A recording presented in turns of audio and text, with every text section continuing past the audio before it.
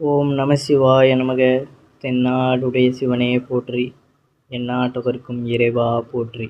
இந்த ஒரு தவறை மட்டும் பார்த்தீங்கன்னா நம்ம எப்பொழுதுமே செய்யக்கூடாது. இதை நம்ம செய்வதனால நம்ம வீட்டில் நிம்மதியும் கஷ்டங்களும் அப்படிங்கிறது நமக்கு கொஞ்சம் கொஞ்சமாக குறைந்துக்கிட்டும், கஷ்டங்கள் அப்படிங்கிறது அதிகரித்து கொண்டும் இருக்கும்.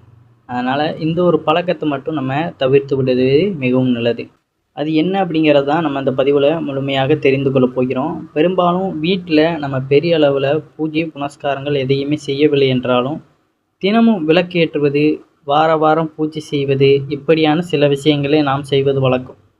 அதாவது பெரிய அளவில், அதாவது கணபதி ஹோமம் வளர்த்து பெரிய பூஜைகள் செய்து ஆடம்பரமாக நம்ம பூஜைகள் செய்யலைனாலும், வார வாரம் விளக்கேற்றுவது, இல்லை தினமும் காலை மாலை விளக்கே வெட்டுறது அப்படிங்கிறத அந்த சிம்பிளான விஷயங்களை நம்ம செய்து கொண்டே தான் வரும்.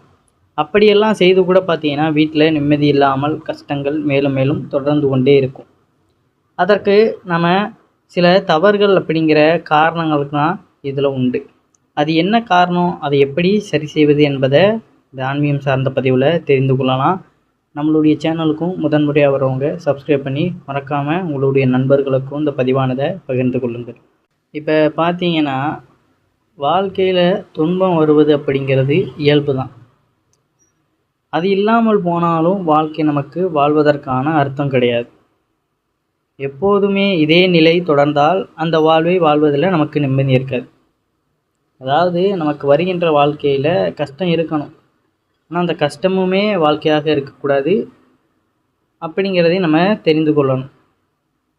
ஆனால் இப்படி நம் வாழ்வை நிம்மதியில்லாமல் ஆக்கி கொள்வதற்கு நாம் செய்கின்ற சில விஷயங்களே அதற்கு காரணமாக அமையும்.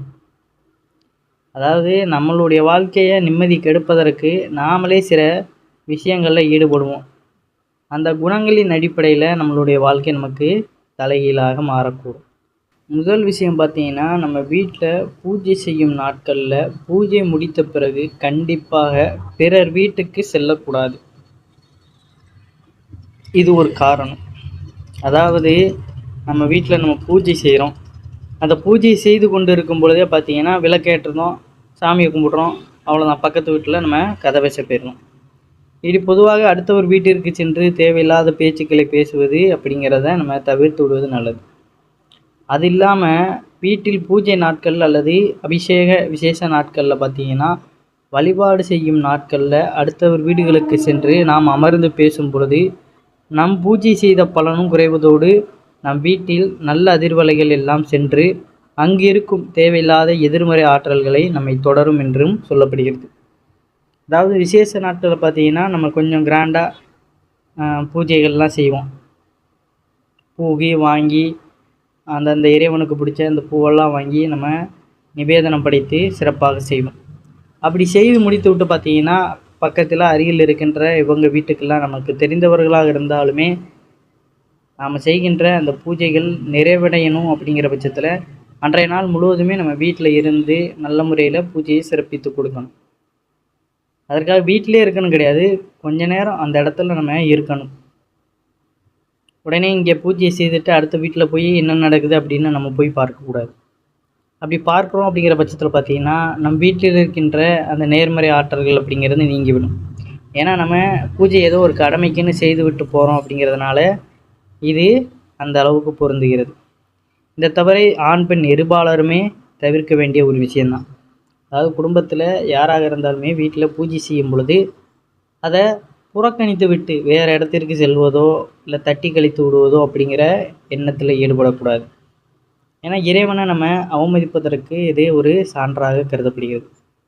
அதனால் பூஜையை முழுவதுமாக நிறைவடைத்து விட்டு அங்கேயே சிறிது நேரம் அமர்ந்து நல்ல முறையில் பூஜையை சிறப்பித்து விட்டு அதற்கப்புறம் நம்ம வேறு எங்கேயும் செல்லலாம். இதுதான் பார்த்தீங்கன்னா முதல் காரணம்.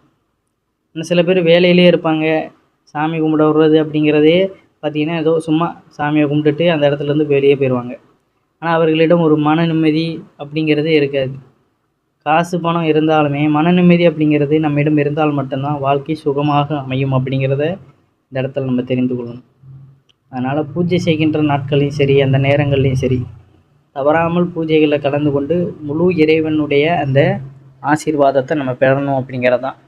இப்படி நம்ம அடுத்தவர் இல்லங்களுக்கு சென்று பேசுவது என்பது இறை வழிபாட்டின் சக்தியை குறைப்பதோடு நாம் பேசும் சில தேவையில்லாத பேச்சுக்களே நமக்கு துன்பத்தை தேடித்தரும் என்று சொல்லப்படுகிறது.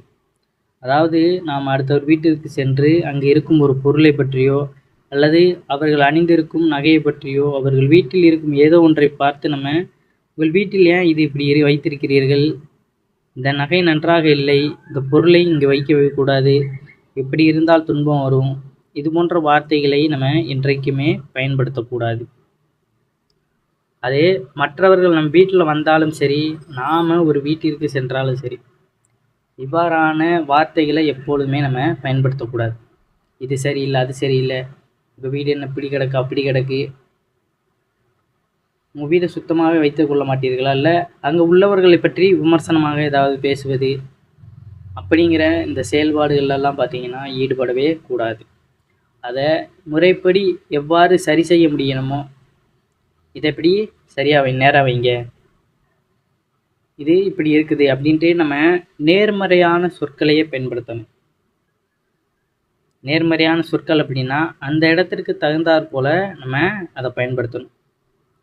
ஒரு பொருளானது அந்த இடத்துல பார்த்திங்கன்னா சரியில்லைன்னா அதை நம்ம நேராக போய் வைக்கலாம்.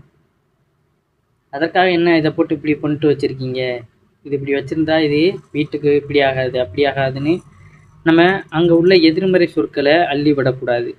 நாம் சென்றிருக்கும் ஏதாவது ஒரு வீடு இல்லை எங்கேயாவது ஒரு இடத்திற்கு சென்றிருக்கிறோம், நாம் அங்கே எப்படி இருக்கிறோமோ அதே போல தான் பார்த்திங்கன்னா நமக்குமே அந்த விஷயங்கள்லாம் நடைபெறும். நம்ம சென்றிருக்க வீட்டில் ஏதாவது குறை இருந்தாலுமே அதை நல்லபடியாக அவர்கள் மனம் நோகாதபடி எடுத்து சொல்ல வேண்டும். அத்தகைய குணம் இருந்தால் மட்டுமே நாம் அதை பற்றி பேச வேண்டுமே தவிர, இல்லை என்றால் குறைகளை எடுத்து சொல்லி அவர்கள் மனதை துன்புறுத்தும் போது நமக்கான நல்ல அதிர்வலைகளும் குறைய தொடங்கிவிடும். இப்போ உதாரணத்துக்கு பார்த்திங்கன்னா, ஒருத்தங்க ரொம்ப கஷ்டப்படுறவங்க புடவை அணிந்திருக்காங்க, அவங்களோட நம்ம பழக்கம் வைத்திருக்கிறோம். அப்படிங்கிற பட்சத்தில் அவங்கக்கிட்ட இருக்கிற அந்த சாதாரண உடையை அணிந்து கொண்டு வருவார்கள். நாம் ஆடம்பரமாக அணிந்து கொண்டு வந்தாலுமே அவர்களிடம் அந்த உடை பற்றிய அந்த பேச்சு பார்த்திங்கன்னா, நீ நல்லா அழகாக கட்டியிருக்கிட்டு வந்திருக்க இப்படிங்கிற அந்த நேர்மறை ஆற்றலை தான் நம்ம பேசணும். உடனே அவங்க ஆடை சரியில்லை அப்படின்னு அவங்கள ஒதுக்குவது, இல்லை நீ என்ன உனக்கு உன் வீட்டில் வேறு எதுவும் நல்ல ட்ரெஸ் இல்லையா அப்படிங்கிற மாதிரிலாம் நம்ம பேசக்கூடாது. ஒன்று நாம் அவங்களுக்கு நேர்முகமாக அந்த நேர்மறை ஆற்றலோடு உதவி செய்யணும். நம்மக்கிட்ட இருக்கின்ற ஏதாவது உடையை நம்ம பகிர்ந்தளிப்பது, இல்லை அவர்களுக்கான அந்த உதவி செய்யலாம். இல்லை அப்படிங்கிற பட்சத்தில் பார்த்திங்கன்னா நம்ம அங்கேருந்து விலகி விடணும். ஒருத்தரை குறை கூறுவதற்கென்றே பக்கத்தில் இருந்து கொண்டு ஏதாவது பேசணுன்னே நம்ம அவர்களை தாழ்த்தி பேசக்கூடாது. ஒரு கட்டத்தில் பார்த்திங்கன்னா நம்மக்கிட்ட இருக்கின்ற அந்த குணங்கள், நேர்மறையான குணங்கள் எல்லாமே அழிந்து போய் நம்ம பார்ப்பவர்கள் எல்லாத்தையுமே இந்த மாதிரி குற்றம் சாட்டி கொண்டே இருக்கும். அப்போ ஒரு கட்டத்தில் நாமளுமே ஒரு வாழ்க்கையில் கீழே வந்ததுக்கப்புறம் நம்மளை பார்த்து நிறைய பேர் இந்த மாதிரி சொல்லுவாங்க. அதனால் என்றைக்குமே பார்த்திங்கன்னா ஒவ்வொரு விஷயத்துலேயும் வாய்ப்பேச்சு அப்படிங்கிறது நமக்கு முக்கியம். நம்ம பேசுகின்ற அந்த வார்த்தைகளும் செய்கின்ற செயல்களும் தான் நம்மளுடைய வாழ்க்கை தரத்தை எந்த அளவுக்கு மேன்மை கொண்டு போகும் அப்படிங்கிறது. இப்போ நம்ம பூஜை செய்கிறோம், பூஜை முழுமையடையாமல் நம்ம மற்றவர்களிடம் போய் பேசுகிறோம் அப்படிங்கிற பட்சத்தில் அந்த பூஜை செய்த பலனும் கிடையாது. ஒருத்தரிடம் பேசுகிறோம், அவர்கள் தவறு செய்தாலுமே அதை நல்ல முறையில் திருத்துவதற்கான வழிமுறைகளை நம்ம சொல்லும் பொழுது அவர்களுடைய மனமும் அந்த இடத்துல இருந்து ஒரு பதற்றத்திலிருந்து வெளிப்படும். நம்ம ஏதாவது திட்டோம் அப்படிங்கிற பட்சத்தில் பார்த்திங்கன்னா அந்த இடத்துல அவனுமே நமக்கு எதிர்மறையான சொற்களை அதாவது வெளியே விடுவான். அது வாயார விடலைனாலும் மனதிற்குள்ளே திட்டிக் கொண்டே தான் இருப்பான். அப்போ அந்த எதிர்வினைகள் கூட நமக்கு துன்பத்தில் போய் முடியும். சில நேரங்களில் பார்த்திங்கன்னா அவங்க ஏதாவது மனதிற்குள்ளேயே அவர்கள் அந்த தீய எண்ணங்களை நமக்கு முன்னாடி போடும் பொழுது ஏதோ ஒரு வகையில் நமக்கு அந்த எதிர்வினைகள் தாக்கத்தில் ஈடுபடுத்தும்.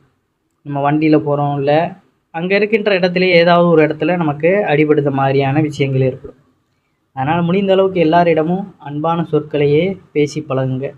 மனதை நோகடிக்காமல் நம்ம சொல்ல வேண்டும்.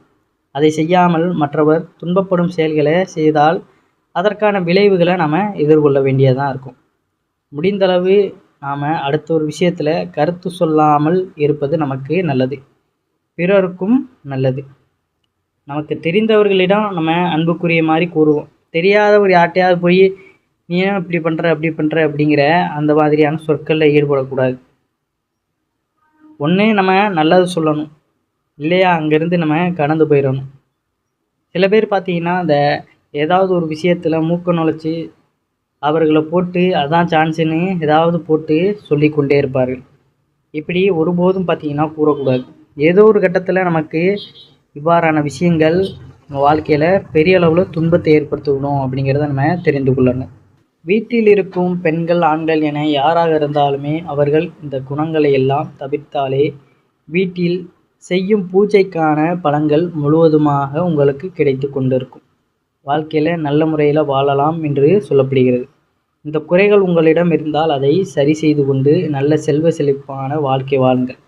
ஏன்னா ஏதாவது குறை கூறணும் அப்படிங்கிற மனநிலையிலேயே நீங்கள் இருக்கும் பொழுது பார்த்தீங்கன்னா நீங்கள் செய்கின்ற அந்த விஷயங்களையுமே நல்லபடியாக செய்ய மாட்டீங்க. ஆனால் மற்றவர்களிடத்தில் அந்த குறையை கூறிக்கிட்டு இருப்பீங்க. அதனால் உங்களுக்கும் துன்பம்தான், அவர்களுக்கும் அந்த துன்பம்தான். அதனால் இந்த மாதிரியான விஷயங்களை தவிர்த்து விடுவது நல்லது. உங்கள் வீட்டில் என்ன நடக்குதோ அதை முதல்ல நம்ம கண்கூட பார்த்து அதை சரி செய்வதற்கான வழிகளை தேடணும். அடுத்த ஒரு பிரச்சனை அப்படிங்கிறது முதல்ல அவர்கள் சரி செய்து கொள்வார். முடியாத பட்சத்தில் நம்மிடம் எதுவும் ஆலோசனை கேட்காங்கன்னா நம்ம சொல்லித்தரலாம். இல்லைன்னா அதை நேர்முறையில் இப்படி பண்ணுங்க அப்படின்னு அன்பாக நம்ம சொல்லலாம். இல்லை அவங்க கேட்கலன்னா அவ்வளோதான், அது விதிப்படி அவங்க நடப்பது நடக்கட்டும், நம்ம விலகி சென்று விடணும். முதல்ல நம்மளுடைய குடும்பத்தில் நாம் எப்படி நலமுடன் வாழணும் அப்படிங்கிறத முதல்ல யோசிக்கணும். அதுதான் பார்த்தீங்கன்னா நமக்கு எப்பொழுதுமே நல்லது. எப்பொழுதுமே பூஜை செய்யும் பொழுது உங்கள் வீட்டில் தான் கவனமாக இருக்கணுமே தவிர மற்றொரு வீட்டில் சென்று தேவையில்லாத கதைகள் பேசுவதை தவிர்த்து விடுங்க. குழந்தைகள்லேருந்து பெரியவர்கள் வரை பார்த்தீங்கன்னா வீட்டில் பெண்கள் பூஜை செய்யும் பொழுது அமர்ந்து அதை ஒரு அரை மணி நேரமாவது அந்த இடத்துல அமர்ந்து இறைவனை அந்த இறைவனுடைய எந்த இறைவனை நீங்கள் நினைத்து கும்பிட்டுருக்கீங்களோ அந்த இறைவனுடைய திருநாமத்தை கூறுங்க. வீட்டில் பார்த்தீங்கன்னா எப்பொழுதுமே நன்மைகள் அப்படிங்கிறது நிம்மதி நிறைந்திருக்கும் அப்படிங்கிறது தான் நிதர்சனமான உண்மை. அனைவரும் என்றும் இறையருள் பெற்று நலமுடன் வாழ வேண்டும். நன்றி, வணக்கம். ஓம் நம சிவாய நமக.